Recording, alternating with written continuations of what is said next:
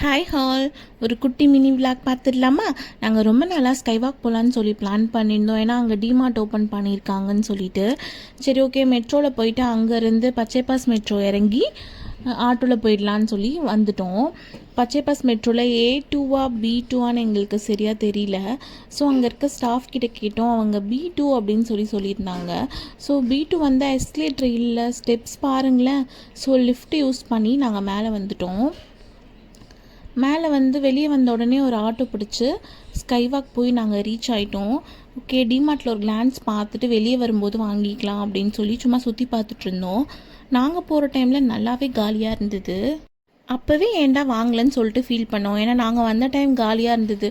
திருப்பி மால் போயிட்டு வந்து பார்க்கும்போது செம்ம ரஷ்ஷாக இருந்துச்சு. நீங்களும் அது மாதிரி பிளான் பண்ணிங்கன்னா பார்க்கும்போதே வாங்கிடுங்க.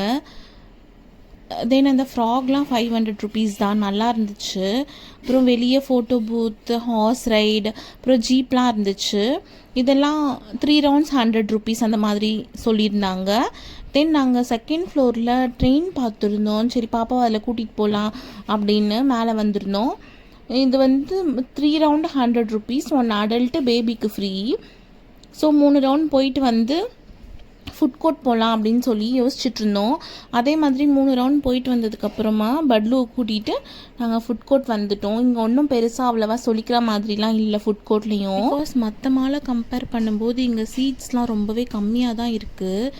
ஸோ பாப்பா மட்டும் ஒரு இட்லி வாங்கி கொடுத்துட்டு, ஏன்னா சாப்பிடல அப்படின்னு கொடுத்துட்டு அப்படியே நாங்கள் ப்ளே ஏரியா கூட்டிகிட்டு வந்தோம். அவனை கொஞ்சம் நேரம் சுற்றி காட்டலாம், இங்கே விளையாடுறானான்னு செக் பண்ணலாம் அப்படின்னு சொல்லி. பட் விஆர் மால், ஃபோரம் மாலை கம்பேர் பண்ணும்போது இங்கே ஒன்றும் அவ்வளோவா எனக்கு பர்சனலாக பிடிக்கல. இங்கே பேக்கேஜ் சொல்லியிருந்தாங்க, கார்டு வாங்கி ரீசார்ஜ் பண்ணி யூஸ் பண்ணுற மாதிரி.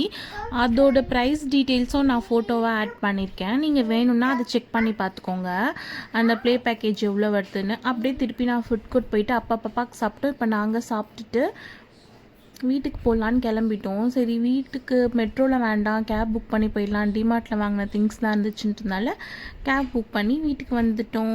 தேங்க்ஸ் ஃபார் வாட்சிங்.